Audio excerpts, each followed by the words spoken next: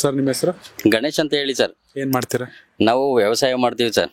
ಏನೇನು ಇಲ್ಲಿ ಮುಖ್ಯವಾದ ಬೆಳೆ? ರಾಮನಾಥ್ಪುರದ ಕಡೆ ಅವ್ರು ಹೊಗೆ ಸೊಪ್ಪು ಅಂತಾರೆ, ಇಲ್ಲೇನು? ಈ ಕಡೆ ಎಲ್ಲ ನಾವು ಜೋಳ ರಾಗಿ ಅತಿ ಹೆಚ್ಚು ಬೆಳಿತಾ ಇರ್ತೀವಿ ಜಾಸ್ತಿ. ಈಗಾಗ್ಲೇ ನೀರಾವರಿ ಯಾವ್ದು ಇಲ್ಲ, ಬರೀ ಗಂಗನಾಳು 240 ಕೆರೆ ತುಂಬಿಸಿದೆ ಅಂತೆಲ್ಲ ಹೇಳ್ತಾರೆ ಜನ. ಯಾಂತದು ಇಲ್ಲ ಸರ್. ಈಗ ಒಂದು ಕುಡಿಯ ನೀರನ್ನ ಬಿಡೋದಕ್ಕೆ ಎಷ್ಟೋ ಮಧ್ಯಾಹ್ನ 2 ಗಂಟೆ 2:15 ಗಂಟೆ. ಇವತ್ತು ಈಗ ಜಸ್ಟ್ ನಾನು ನೀರು ಹಿಡಿದ್ಬಿಟ್ಟು ಬಂದಿರೋದಕ್ಕೆ ಟೈಮ್ ನೋಡಿ ಸರ್. ಹಾಗೆ ನೀರು ಹಿಡಿಯೋ ಸ್ಥಿತಿ 2:30-3 ಗಂಟೆ ಆದ್ರೆ ಇನ್ನ ತಾಲೂಕಿಗೆ ಎಷ್ಟು ನೀರು ಬಿಡ್ತಾರೆ ಅನ್ನೋದು ನಮಗೆ ಗೊತ್ತಿಲ್ಲ ಸರ್. ಈಗ ಅಲ್ಲಿ ಗೊರೂರಿಂದ ಇಲ್ಲಿಗೆ ನೀರು ತರಬೇಕು ಅಂತಂದ್ರೆ ಅಲ್ಲಿ ಕರೆಂಟಿನ ಪ್ರಾಬ್ಲಮ್ಮು ಅಂತ ಹೇಳ್ತಾರೆ. ಕರೆಂಟ್ ಯಾವ ದಿಕ್ಕಿಗೆ ಹೋಗಿರ್ತದೋ ಗೊತ್ತಿಲ್ಲ. ಸರ್ ನಿಮ್ಮ ಹೆಸರು? ನನ್ನ ಹೆಸರು ಗಣೇಶ್ ವೆಲಾಪುರಿ ಅಂತ ಹೇಳಿ. ಏನ್ ಮಾಡ್ತೀರಾ? ಕೃಷಿಕನಾಗಿ ಕೆಲಸ ಮಾಡ್ತಾ ಇದ್ದೀನಿ. ಆದಷ್ಟು ಸ್ವಲ್ಪ ಪ್ರಮಾಣದಲ್ಲಿ ಜಮೀನಿದೆ. ನಿಮ್ ಪ್ರಕಾರ ಅರ್ಕಲ್ಗೂಡು ಅಭಿವೃದ್ಧಿ ಆಗಿದೆಯಾ? ಅರ್ಕಲ್ಗೂಡು ಅಭಿವೃದ್ಧಿಗಳಲ್ಲಿ ಆರೋಗ್ಯಕರವಾಗಿ ಮಾತನಾಡಬೇಕು ಅಂತಂದ್ರೆ ಇವತ್ತಿನ ಒಂದು ಜನಗಣತಿ ಮತ್ತು ಇವತ್ತಿನ ವೇಗಕ್ಕೆ ತಕ್ಕನಾಗಿ ಅಭಿವೃದ್ಧಿ ಆಗಿಲ್ಲ ಅಂತ ನನ್ನ ಅನಿಸಿಕೆ. ಯಾಕೆ ಹಿಂದುಳಿದ ತಾಲೂಕು ಅನ್ನಿಸ್ಕೊಳ್ಳುತ್ತೆ?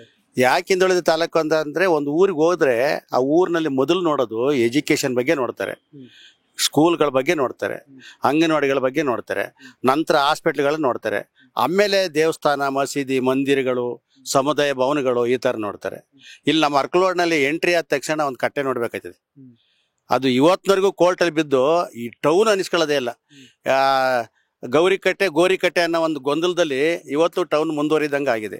ಅದೊಂದು ಸಂದರ್ಭ. ಮತ್ತೆ ಇವತ್ತು ಅರ್ಕಲ್ಗೂಡಿನಲ್ಲಿ ಸಮುದಾಯ ಭವನಗಳಲ್ಲಿ ಅಂಬೇಡ್ಕರ್ ಸಮುದಾಯ ಭವನ ನೆಲಗುದ್ದಿಗೆ ಬಿದ್ದು 10 ವರ್ಷಗಳಾಯ್ತು. ಒಕ್ಕಲಿಗರ ಸಮುದಾಯ ಭವನ ನೆಲಗುದ್ದಿಗೆ ಬಿದ್ದು 15 ವರ್ಷ ಆಯ್ತು. ಅರ್ಧಕ್ಕರ್ಧ ಗೋಡೆ ಕಟ್ಟೋದು ಕೈ ಬಿಡೋದು.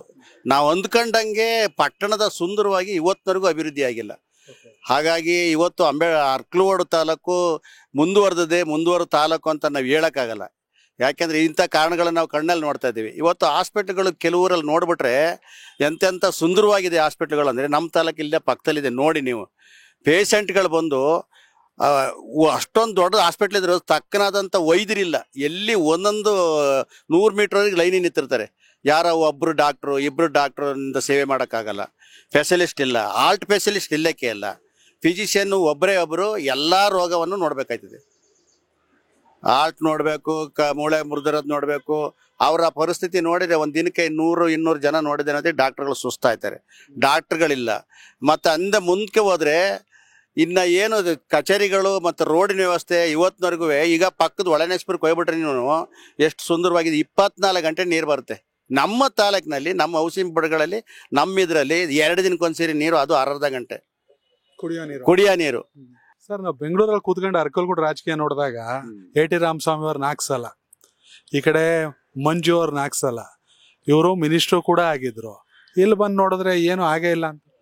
ಸರ್ ನಾನು ಜನ ಗೆಲ್ಲಿಸ್ತಿರೋದು ಸುಮ್ನೆನಾ? ನಾನು ATR ಜೊತೆಲೂ ಕೆಲಸ ಮಾಡಿದೀವಿ. ಅವ್ರ ಗೆಲ್ಲುವಾಗಲೂ ಅವ್ರಿಗೂ ಶ್ರಮ ವಹಿಸಿದೀವಿ. ಮಂಜು ಅವ್ರ ಜೊತೆಲೂ ಕೆಲಸ ಮಾಡಿದೀವಿ, ಅವ್ರನ್ನೂ ಗೆಲ್ಸಿದೀವಿ.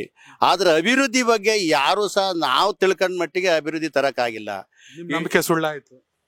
ನಮ್ಮ ನಂಬಿಕೆ ಸುಳ್ಳಾಯ್ತು. ಯಾಕೆಂದ್ರೆ ನಾವು ರಾಮಸ್ವಾಮಿ ಅವ್ರ ಜೊತೆ ಎಷ್ಟು ಅವರು ಹೇಳ್ತಾರೆ ನಿಷ್ಠಾವಂತ ನಾಯಕರು, ನಿಷ್ಠಾವಂತ ನಾನು MLA ಅಂತ ಇರ್ಬೋದು. ನಿಜ, ಅವರ ಕೈ ಸ್ವಚ್ಛವಾಗಿರ್ಬೋದು ಅಥವಾ ನಿಷ್ಠೆ ಇರ್ಬೋದು. ಆದರೆ ತಾಲೂಕನ್ನು ಅಭಿವೃದ್ಧಿ ಪಡಿಸೋದ್ರಲ್ಲಿ ಒಂದು ಸ್ವಲ್ಪ ಎಡವಿದ್ದಾರೆ ಅಂತ ನನ್ನ ಭಾವನೆ.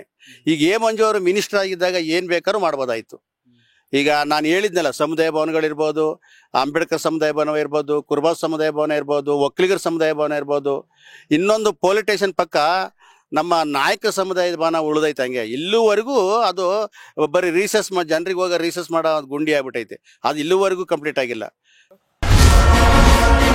ಕನೆಕ್ಟ್ ಕರ್ನಾಟಕ, ಇದು ನಿಮ್ಮ ನೆಟ್ವರ್ಕ್.